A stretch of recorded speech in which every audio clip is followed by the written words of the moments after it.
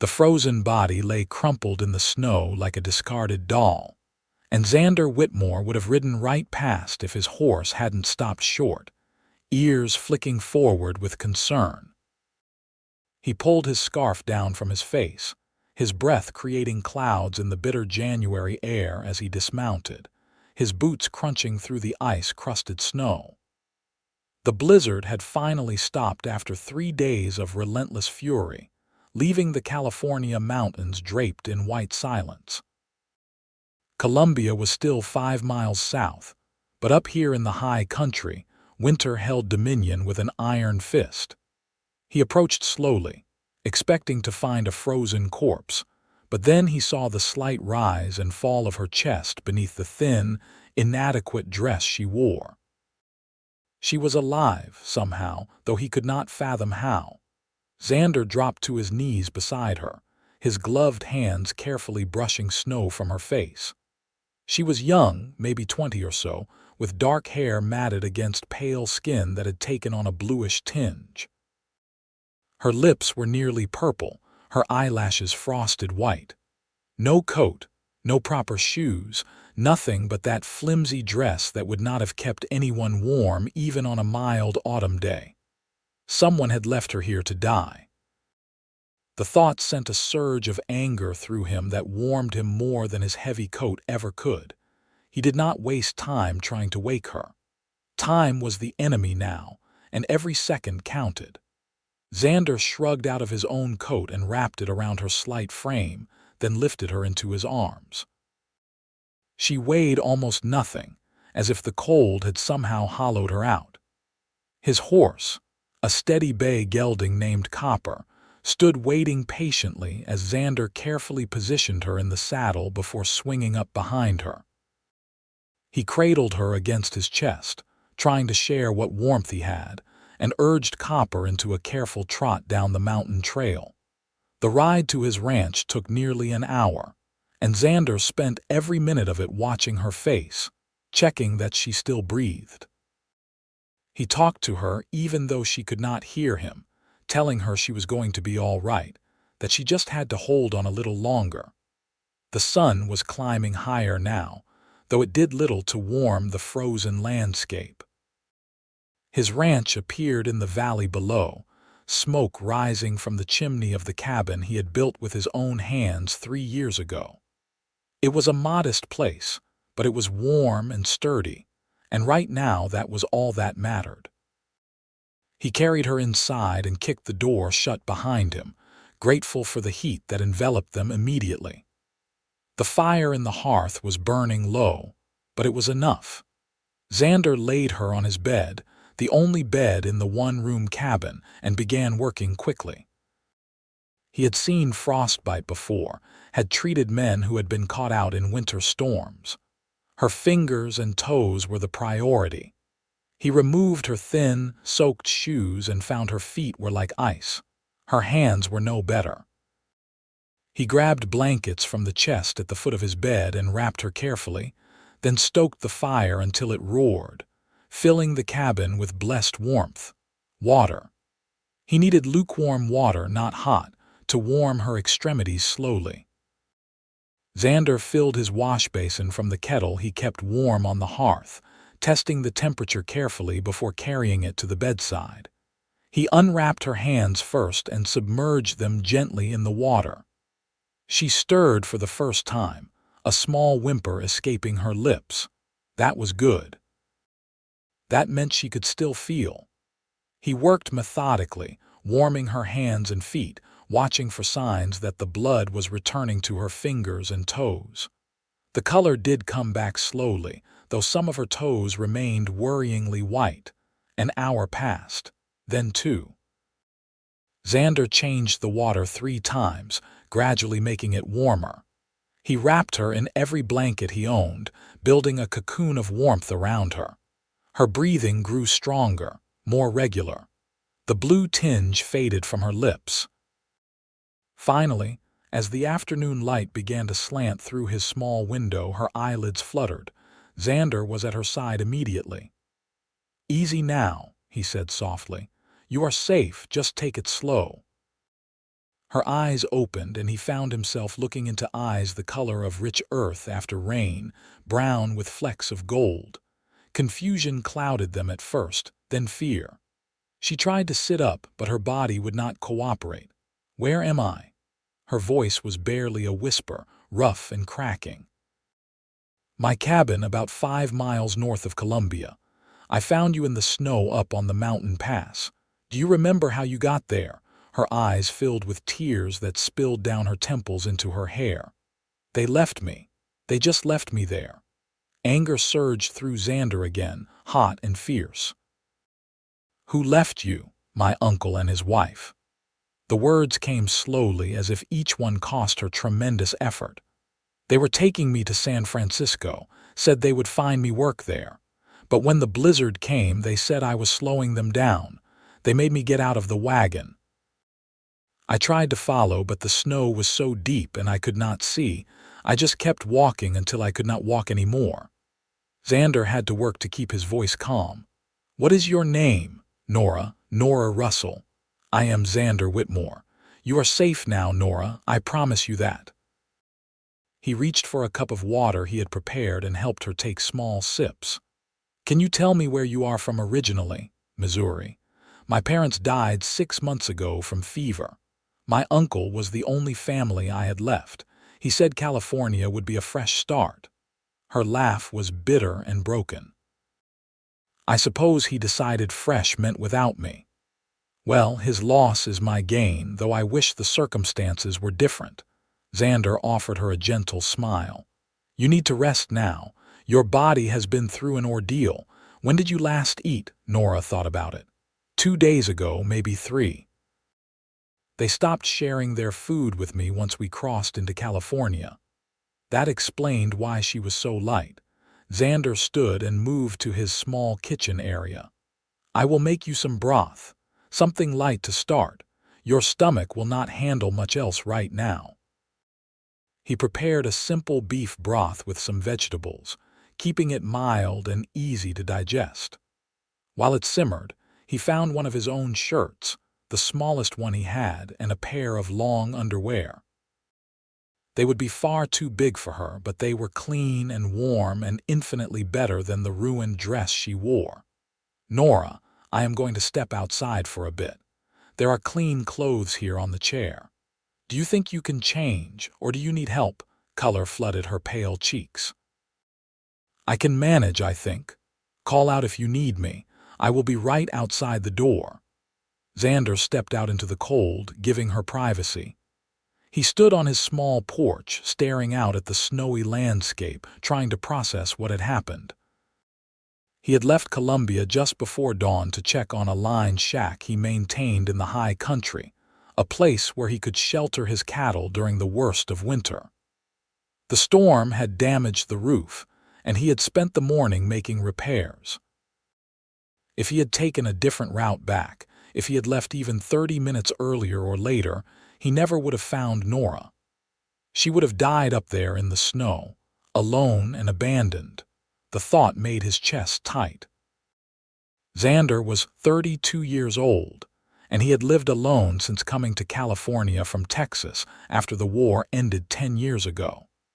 He valued his solitude, had built a good life for himself with his small ranch and his cattle.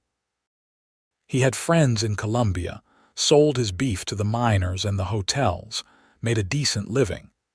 But he had never let anyone get too close. The war had taught him that caring about people meant risking the pain of loss. Easier to keep to himself, to build walls that kept the world at a comfortable distance.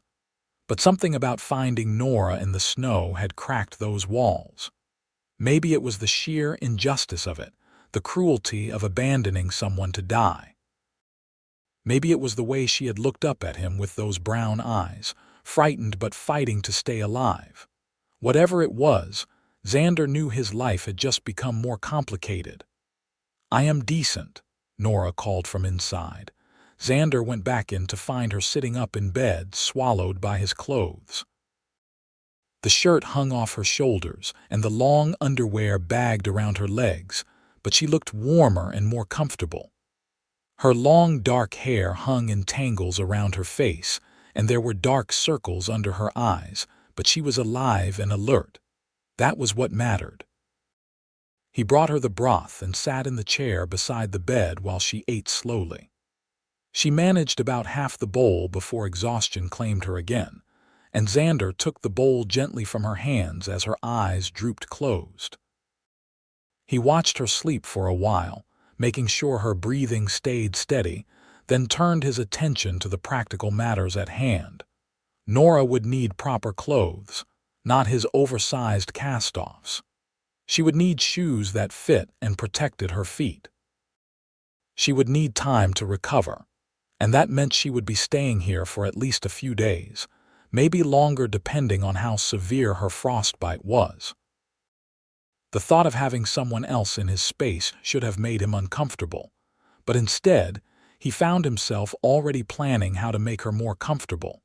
The next few days fell into a rhythm. Xander cared for Nora as her body slowly recovered from its ordeal. He cooked simple meals and helped her eat when her hands were too stiff and painful to hold a spoon. He changed the bandages on her toes where the worst of the frostbite had taken hold, relieved when it became clear she would not lose any of them, though two would bear scars. He built up the fire and kept the cabin warm, and at night he slept on the floor near the hearth, giving her the bed. Nora was not an easy patient. She hated being helpless, hated needing his care. As soon as she could stand without wobbling, she insisted on doing things for herself. Xander found her trying to cook breakfast on the third morning, leaning heavily on the table for support. "You should be resting," he said, moving to take the pan from her. "I should be useful," she countered, but there was no real heat in her voice. "You have done so much for me already. I cannot just lie there and let you wait on me like I am some kind of princess. You nearly froze to death. I think that earns you a few days of rest. A few days I cannot repay." Nora met his eyes, and he saw the fear there beneath the stubborn pride. "I have nothing, Xander. No money, no family, nowhere to go.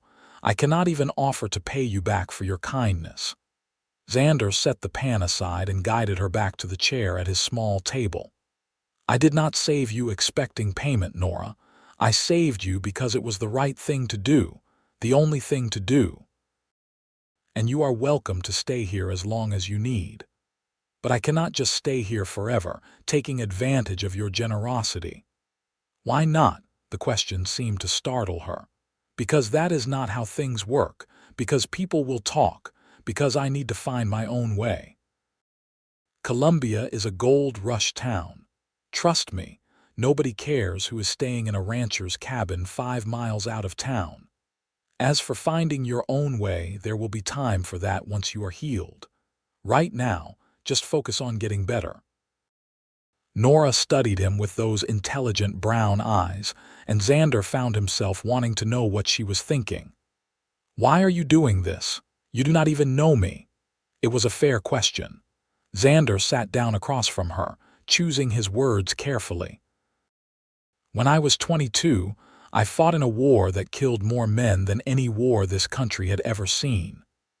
I saw things no one should see, did things I am not proud of. When it was over, I came west looking for a fresh start, same as everyone else who ended up here. I built this ranch with my own hands, carved out a life where I did not have to answer to anyone or depend on anyone. It is a good life, but it is a lonely one." He paused, surprised at himself for sharing so much. He was not a man who talked about his feelings or his past. But something about Nora made him want to be honest. "Finding you in that snow reminded me that there are things more important than protecting yourself from being hurt. You asked me why I am doing this. The truth is, I am not entirely sure. All I know is that when I saw you lying there, I knew I could not just walk away. And now that you are here, I find I do not want you to leave until you are ready. Not because I expect anything from you, but because maybe we both needed this." Maybe we both needed to remember that people can be kind without wanting something in return. Nora's eyes were bright with tears, but she blinked them back. You are a good man, Xander Whitmore. I am just a man trying to do better than I did during the war. Now, are you going to let me finish making breakfast, or are you going to be stubborn about it? A small smile tugged at her lips, the first real smile he had seen from her. It transformed her face, chasing away the shadows and revealing a hint of the person she had been before trauma and hardship had marked her. I suppose I can allow it, just this once. The days turned into a week, then two. Nora grew stronger, the color returning to her cheeks and the life returning to her eyes.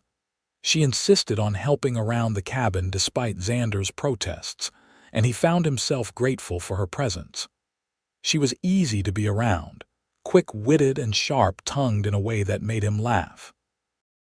They fell into an easy partnership, trading stories while they worked.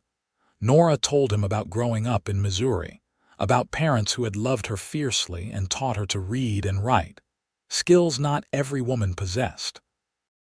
She told him about the fever that had taken them both within a week of each other, about the grief that had nearly consumed her. She told him about her uncle's false promises, and the growing realization during the journey west that he and his wife saw her as a burden they could not wait to discard.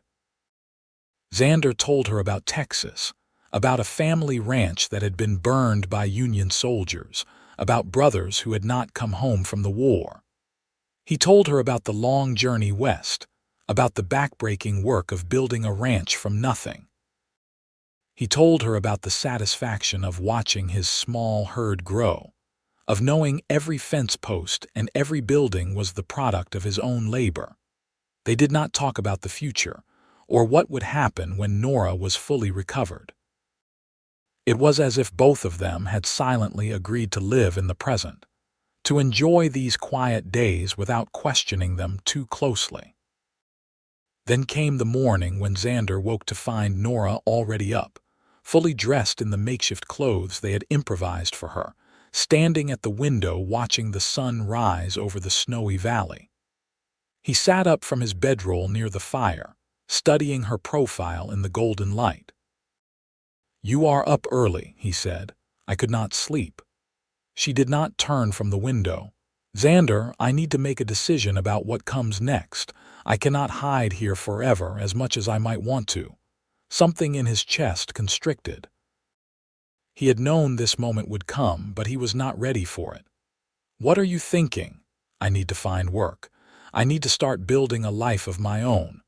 I thought perhaps I could go into Colombia, see if anyone needs help. I can cook and clean, I can sew, I can keep books. Surely someone in town needs those skills." Xander stood and moved to join her at the window. "Colombia is a rough town, Nora.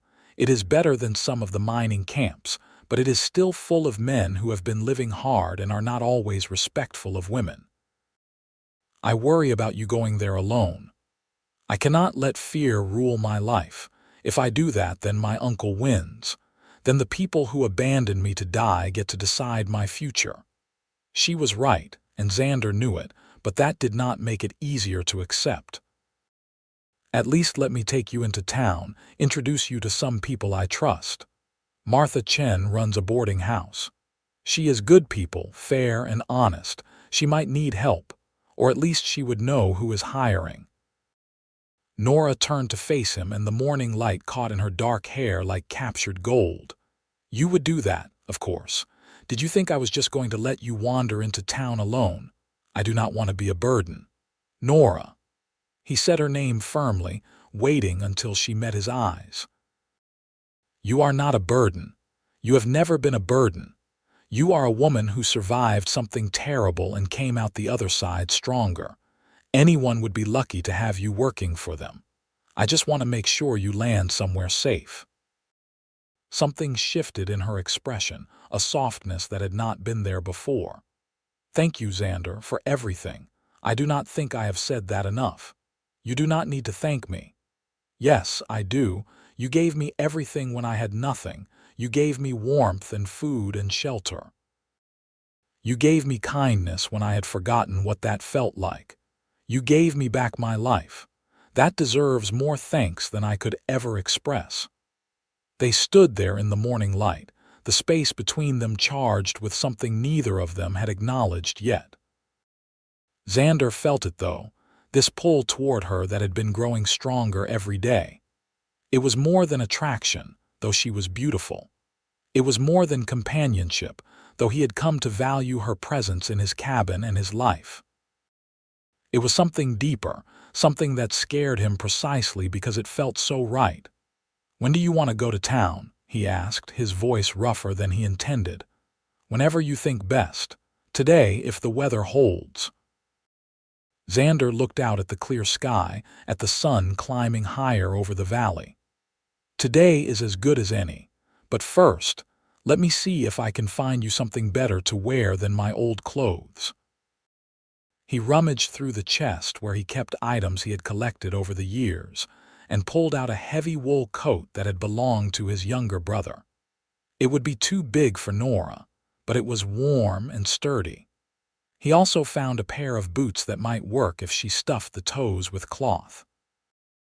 It was not much, but it was better than nothing. Nora took the items gratefully, disappearing behind a blanket Xander strung up to give her privacy while she changed. When she emerged, she looked more put together, though the clothes still hung awkwardly on her slender frame. "You look fine," Xander assured her. "Martha will probably have some proper dresses you can borrow or buy on credit until you get your first wages." They rode into Columbia together on Copper, Nora sitting in front of Xander with his arms around her, holding the reins. The ride took about 40 minutes, following a well-worn trail through the snowy landscape. Columbia appeared gradually, spreading out before them like something from a painting. The town had boomed during the gold rush, and though the easy gold was long gone by 1875, enough people had stayed to keep the town alive. Main Street was wide and muddy despite the snow, lined with buildings that ranged from solid permanent structures to ramshackle affairs that looked like a strong wind might take them down. Xander guided Copper toward the east end of town, where Martha Chen ran her boarding house, a two-story building painted white with green shutters. Martha herself answered the door when Xander knocked, her round face breaking into a warm smile when she saw him. She was in her 50s, a Chinese immigrant who had come to California with her husband during the early days of the gold rush. When he died in a mining accident, she had started the boarding house and made a success of it through sheer determination and good business sense. "Xander Whitmore, it has been too long," she said, her English accented but clear. "And who is this you have brought me?" "Martha, this is Nora Russell. She recently arrived in California and is looking for work. I thought you might be able to help." Martha's sharp eyes took in Nora's appearance, the ill-fitting clothes and the shadows that still lingered in her eyes, and Xander knew she was piecing together more than he had said. But Martha was not one to pry. Instead, she smiled warmly and stepped back from the door. "Come in, both of you. We will talk over tea." The interior of the boarding house was warm and welcoming, furnished with mismatched but comfortable pieces. Martha led them to a small parlor and disappeared into the kitchen, returning with a pot of tea and 3 cups. She poured for all of them before settling into a chair and fixing Nora with a kind but assessing look. "So, Nora Russell, tell me about yourself. What skills do you have?" Nora sat up straighter, meeting Martha's gaze directly. "I can cook and clean. I can sew and mend. I can read and write and do basic arithmetic. I am a hard worker and I learn quickly. I need a position that includes room and board, as I do not have means to pay for lodging separately right now." Martha nodded approvingly. "Honest and direct, I like that. It so happens that I do need help. One of my boarders left last month and I have been managing alone. but it is too much for one person. The position includes a small room on the second floor and 2 meals a day, plus a small wage. The work is hard and the hours are long, but I am fair, and I treat my employees well." "That sounds perfect," Nora said, relief evident in her voice. "There is one thing, though." Martha's expression grew serious. "This is a boarding house, which means there are men living here. I run a respectable establishment and I expect my employees to conduct themselves accordingly. I also expect my boarders to treat you with respect. If anyone causes you trouble, you come to me immediately. Understood? Understood." "Good. When can you start?" Nora glanced at Xander, something uncertain in her eyes. "I suppose I could start today if that would suit you." "Perfect." "Xander, would you mind helping Nora bring her things from wherever she is staying?" "She does not have any things," Xander said quietly. "She arrived in California with nothing but the clothes on her back." Martha's expression softened. "I see. Well then, we will find you some proper attire. I have some dresses that should fit you with a few alterations. Come, Nora, let me show you your room and the lay of the place." Martha stood, and Nora rose to follow her, but she paused and turned back to Xander. "Thank you," she said softly, "for bringing me here, for everything." "You are welcome. And Nora, I am just 5 miles north if you need anything. Anything at all." She nodded, her eyes holding his for a long moment before she followed Martha up the stairs. Xander stayed long enough to finish his tea, then made his way back outside to where he had tied Copper. He should have felt relieved that Nora had found a safe place to land, that she was on her way to building a new life. Instead, he just felt empty. The ride back to his ranch seemed longer than usual. The cabin, when he reached it, felt too quiet and too empty. Xander tried to tell himself he just needed time to readjust to being alone again, that the feeling would pass. But it did not pass. Days turned into a week, and the cabin still felt wrong without Nora in it. He found excuses to go into Columbia more often than usual. He needed supplies. He needed to check on cattle prices.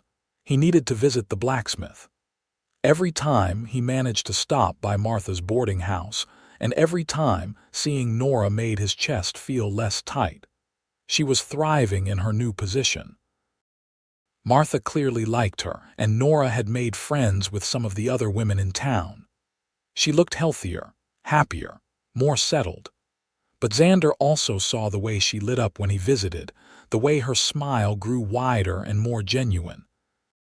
He saw the way she found reasons to walk with him when he left, stretching out their goodbyes. He saw the way she looked at him when she thought he was not watching, and it mirrored the way he looked at her. It was Martha who finally called him on it. He had stopped by on a cold February afternoon, and Martha had pulled him aside while Nora was upstairs changing the linens in one of the rooms. "You care about her," Martha said. It was not a question. "She is a friend," Xander said, but the words felt hollow even to his own ears. "She is more than that, and you know it. The question is, what are you going to do about it? What can I do? She is just starting to build a life here. The last thing she needs is me complicating things." Martha made a dismissive sound. "That girl is in love with you, Xander Whitmore. Anyone with eyes can see it. And unless I am very much mistaken, you feel the same way about her. So why are you both dancing around it instead of being honest? Because I am 12 years older than her. Because she has been through hell and deserves better than a broken-down rancher with more scars than sense. Because I do not want to be another person who takes advantage of her vulnerability. Have you considered that maybe you are exactly what she needs? That maybe she is exactly what you need? Love is not about deserving, Xander. It is about finding someone who makes you want to be better, who sees all your broken pieces and does not run away. That is what you two have." Martha's words stayed with Xander as he rode home that evening. They echoed in his head as he lay on his bedroll that night, staring at the ceiling. They followed him through his daily chores, refusing to be ignored. Was Martha right? Did Nora feel the same pull toward him that he felt toward her? And if she did, what was he going to do about it? The answer came on a sunny March morning when Xander rode into Columbia to find the town in an uproar. A group of men were gathered in front of the boarding house, their voices loud and angry. Xander's blood ran cold as he pushed through the crowd and saw Nora standing on the porch, Martha beside her, both women facing down a red-faced man Xander recognized as Walter Griggs, one of the miners who worked a claim east of town. "What is going on here?" Xander demanded, moving to stand at the base of the porch steps. "None of your concern, Whitmore," Griggs snapped. "This is between me and the women. Anything involving Nora is my concern. Now someone tell me what happened." It was Martha who answered. "Mr. Griggs is unhappy because I evicted him from the boarding house. He seems to think that gives him the right to make threats. I paid for the month," Griggs shouted. "You cannot just throw me out." "I can when you put your hands on one of my employees without her consent," Martha shot back. "You are lucky I am not having you arrested." Xander's vision went red at the edges. He looked at Nora and saw the confirmation in her face, the way she held herself stiffly, arms wrapped around her middle. Without thinking, he vaulted up onto the porch and put himself between Nora and Griggs. "Get off this property," he said, his voice deadly calm. "Get off now and do not come back. If I hear you have bothered Martha or Nora or any woman in this town again, you will answer to me. Understood?" Griggs took a step back, perhaps recognizing something dangerous in Xander's eyes. "You threatening me? I am making a promise. Now get out of here." The crowd had gone quiet, watching to see what would happen. For a moment, Griggs looked like he might push back, but then he spat in the dirt and turned away, shoving through the onlookers as he stormed off down the street. The crowd began to disperse, the excitement over. Xander turned to find Nora watching him with wide eyes. "Are you all right?" he asked gently. "Did he hurt you?" "No, I am fine. He just grabbed my arm when I was clearing his room this morning. Martha heard me tell him to let go and came running." "I am fine, truly." But she was shaking, and Xander could see she was not fine at all. He looked at Martha. "May I take her away from here for a bit, just to get her out of town until she calms down?" "I think that is an excellent idea. Nora, take the rest of the day. You have earned it." Xander helped Nora onto Copper, then swung up behind her. He did not head back to his ranch, though. Instead, he rode west, toward a place he had discovered his first winter in California, a small canyon where hot springs bubbled up from the ground, creating pools of warm water even in the depths of winter. The ride took about 30 minutes, and by the time they arrived, Nora had stopped shaking. He helped her down and led her to a flat rock overlooking the largest of the pools. Steam rose from the water in lazy spirals, and the air smelled of minerals and pine. They sat side by side, not touching, watching the water. "Thank you for that," Nora said finally, "for standing up for me." "You do not need to thank me. I would do it again in a heartbeat. I would do anything to protect you." The words hung in the air between them. Nora turned to look at him, and Xander found himself drowning in those brown and gold eyes.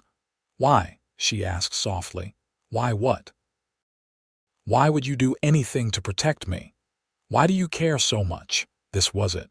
This was the moment where he could either be honest or hide behind polite platitudes. Xander had never been good at hiding. "Because I am in love with you," he said simply. "I think I have been since the moment I found you in the snow. I tried to fight it, tried to tell myself it was just concern or friendship, but I cannot lie to myself anymore.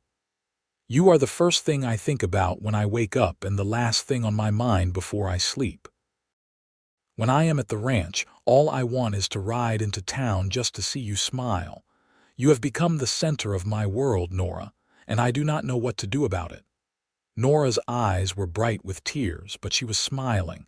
"You could start by kissing me." Xander did not need to be told twice.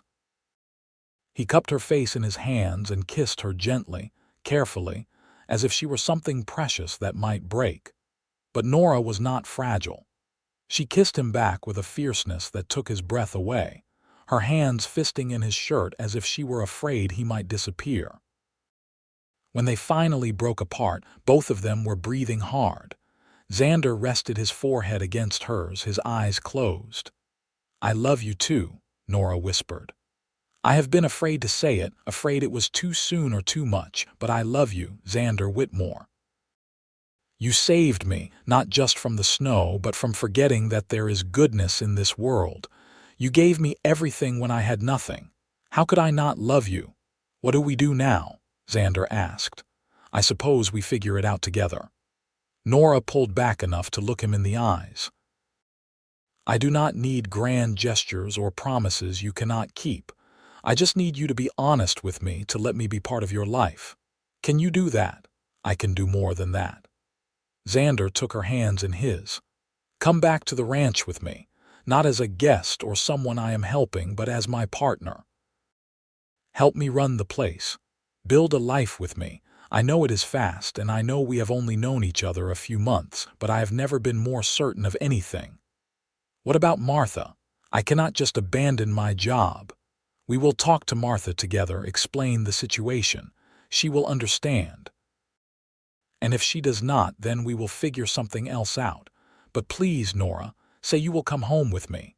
Nora's smile was radiant. "Yes, yes, I will come home with you." They rode back to Columbia together, and true to Xander's word, Martha did understand. She was happy for them, though she made Xander promise to take good care of Nora or answer to her. They spent the night in town, so Nora could pack the few belongings she had accumulated and say goodbye to the friends she had made. The next morning, they rode north together toward the ranch that would now be their home. Life fell into a new rhythm after that, one that felt right in a way Xander's solitary existence never had. Nora proved to be a natural rancher, taking to the work with enthusiasm.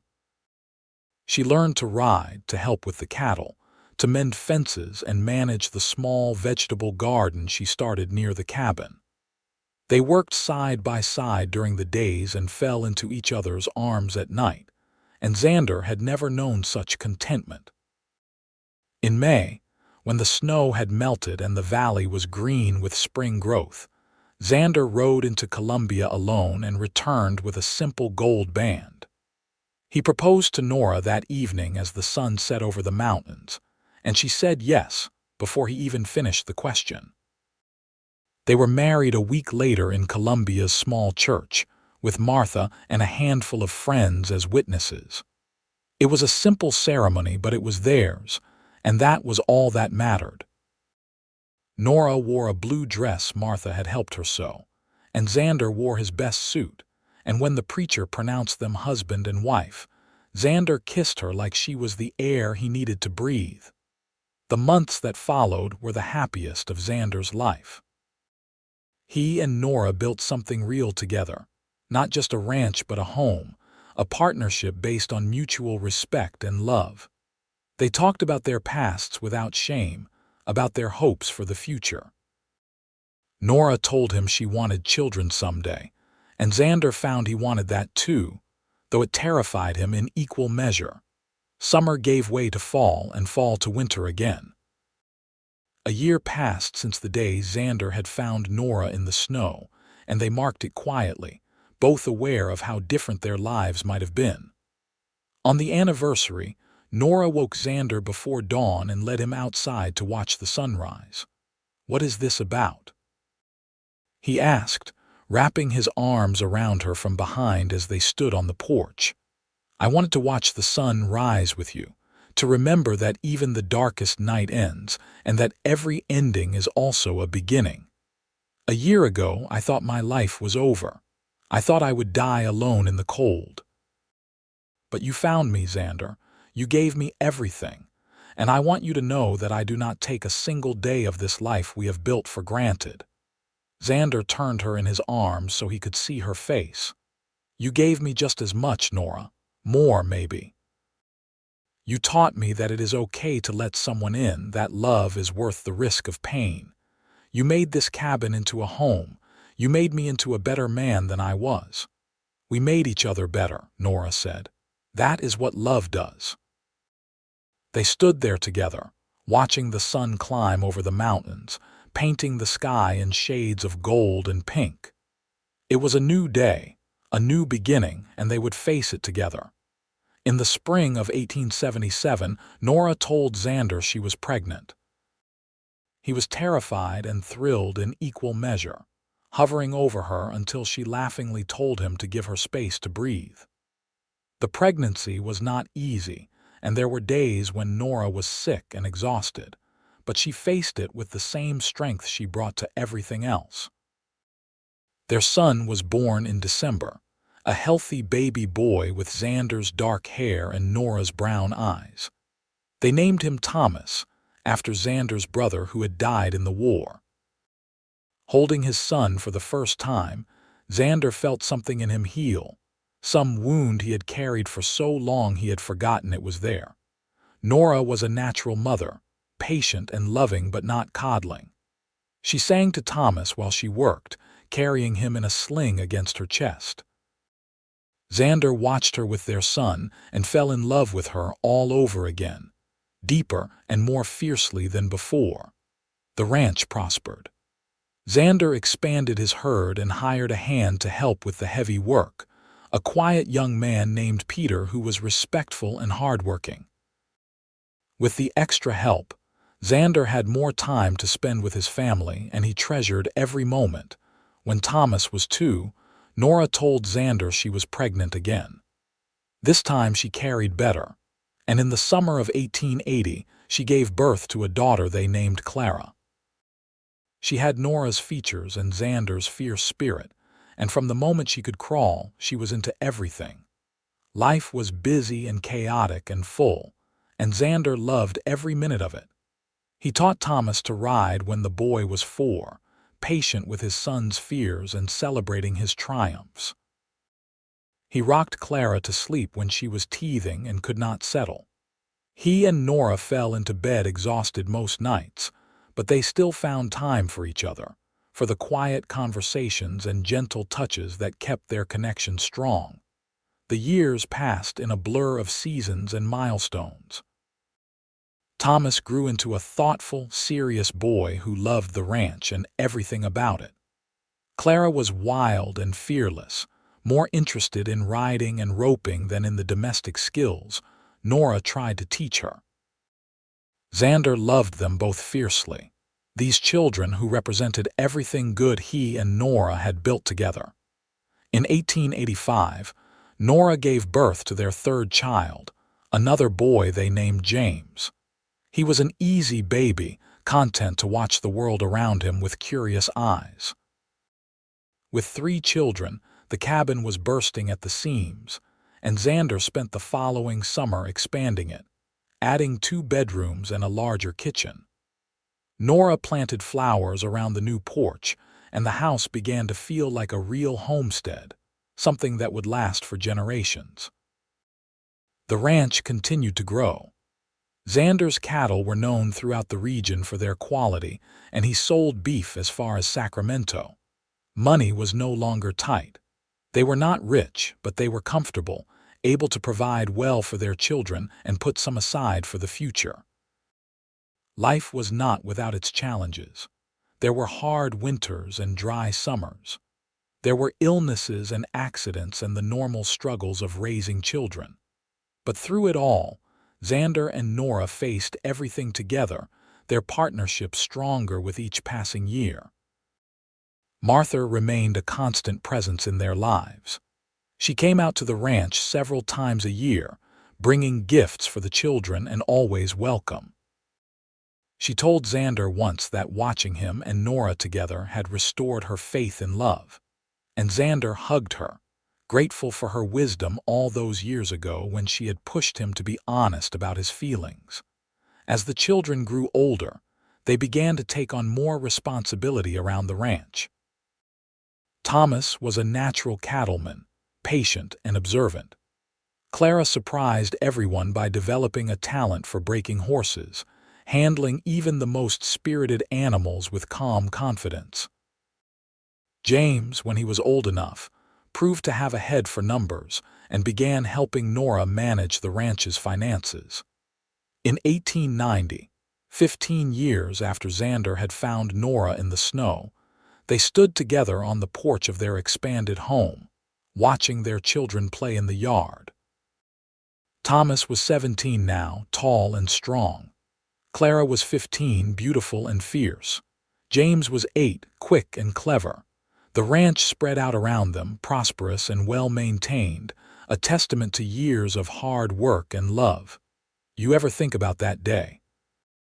Nora asked, leaning against Xander's side. "The day you found me." "Every day," Xander admitted. "I think about how easily I could have missed you, how different our lives would be. I think about how lucky I am that my horse stopped when he did, that I looked down when I did. I think about how you are the best thing that ever happened to me." "We are lucky," Nora agreed, "both of us, to have found each other, to have built this life. Sometimes I still cannot believe it is real." Xander pulled her close and kissed the top of her head. "It is real. Everything we have, we made together. And I would not change a single moment, not even the hard ones. They all led us here." Thomas called out to them from the yard, something about one of the cows acting strange, and Xander sighed good-naturedly. "Duty calls." "It always does," Nora said with a smile. "Go. I will start dinner." Xander kissed her properly before heading down to deal with whatever issue had arisen. This was his life now, full of small crises and daily routines, of children who needed him and cattle that needed tending. It was nothing like the life he had envisioned for himself when he first came to California. It was so much better. The years continued to roll by, bringing change and growth.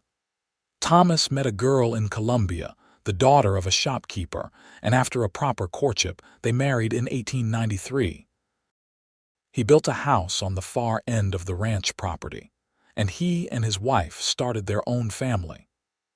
Xander became a grandfather in 1894, and holding his grandson for the first time, he understood in a new way the legacy he and Nora had created.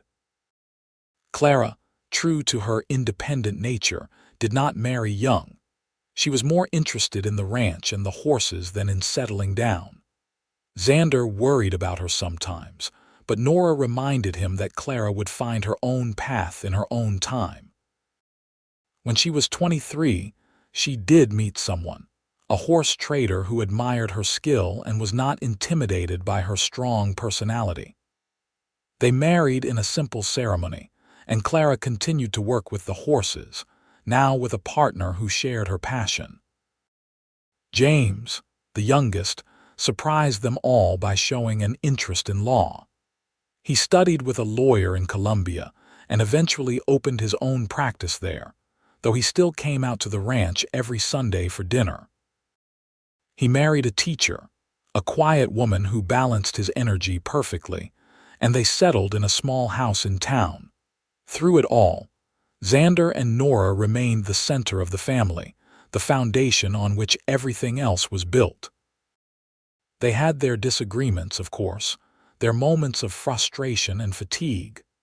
But they never went to bed angry, and they never stopped talking to each other, really talking about the things that mattered. In 1900, 25 years after that fateful day in the snow, Xander woke on a cold January morning to find Nora already awake, watching him with a soft smile. "Good morning," he said, reaching for her. "Good morning. Do you know what today is?" Xander thought about it. "January 15th. "Why is it special?" "It is the day you found me. 25 years ago today you saved my life." Xander pulled her close, marveling at how she still fit perfectly against him as if they had been made for each other. "Best decision I ever made. Taking me home." "No." Getting up early that morning to check on the line shack. If I had stayed in bed, if I had waited even an hour, I would have missed you." Nora was quiet for a moment.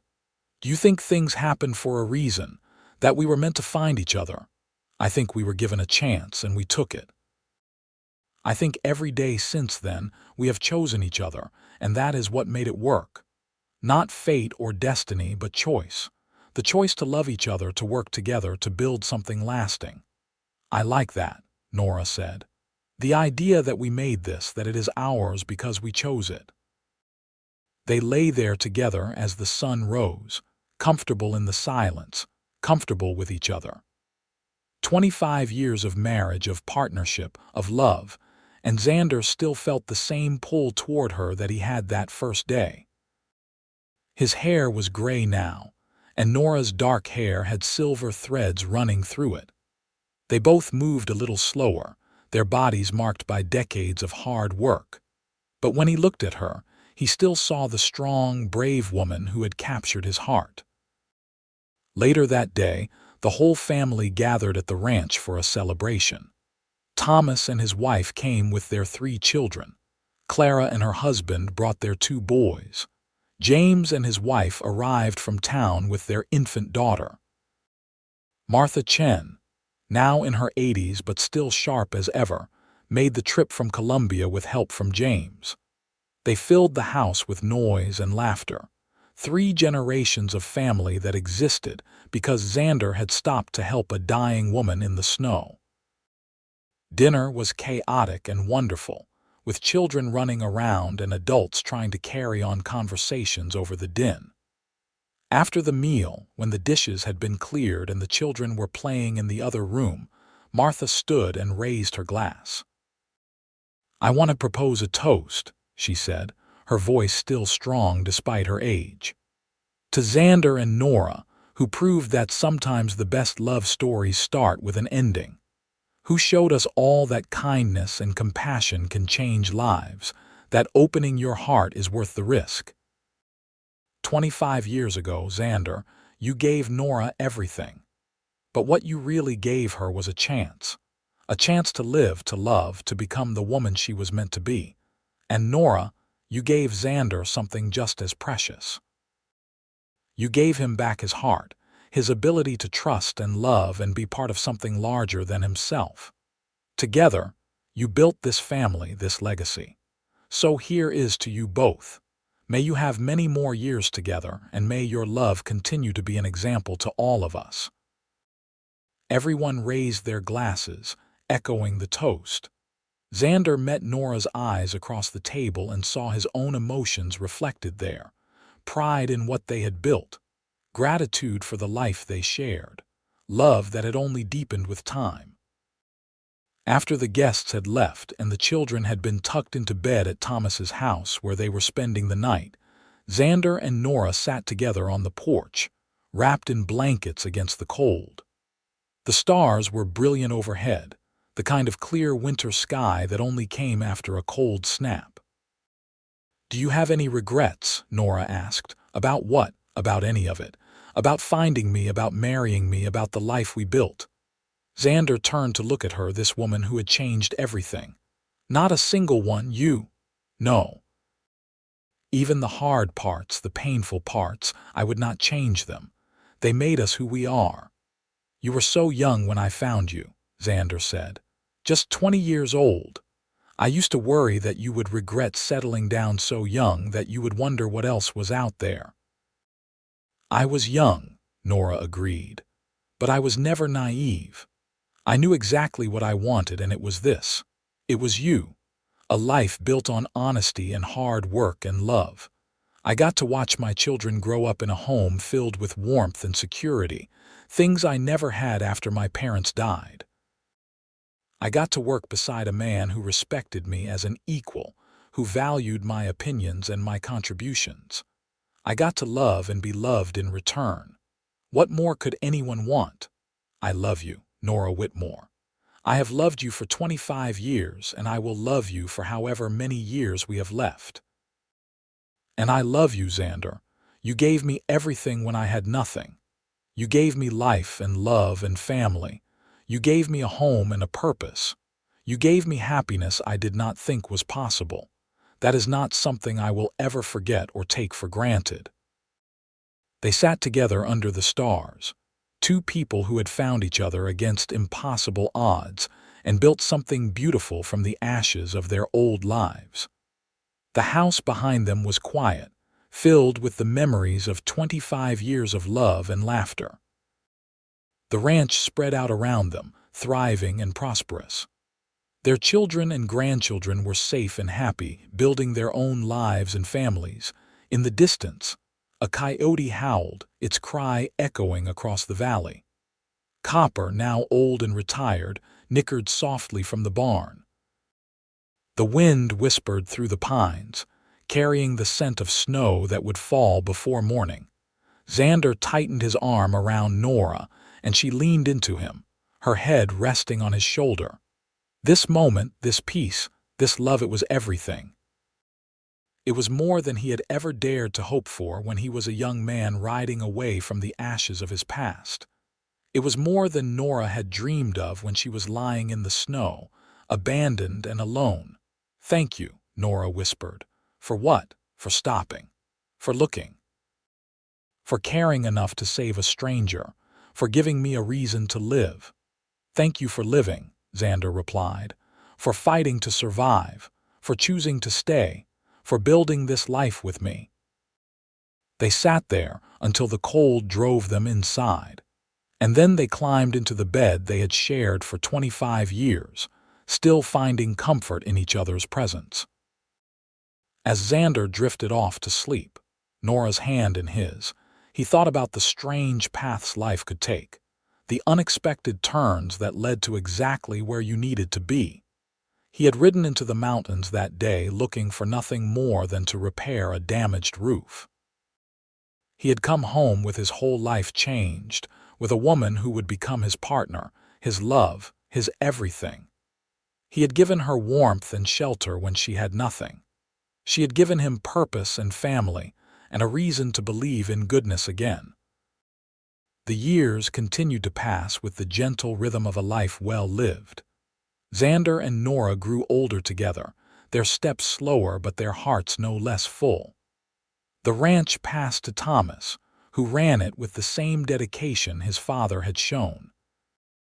The grandchildren grew and brought great-grandchildren, and the house that had once sheltered just Xander alone now rang with the voices of 4 generations. On a warm summer evening in 1905, 30 years after Xander had found Nora in the snow, they celebrated their 30th wedding anniversary with another gathering of family. Xander was 62 now, his hair white and his face lined with age. Nora was 50, still beautiful in his eyes, her smile still the thing that made his heart skip. As the party wound down and the family began to leave, James pulled Xander aside. "Father, I wanted to ask you something." "What is it, son?" "My daughter asked me today how you and Mother met."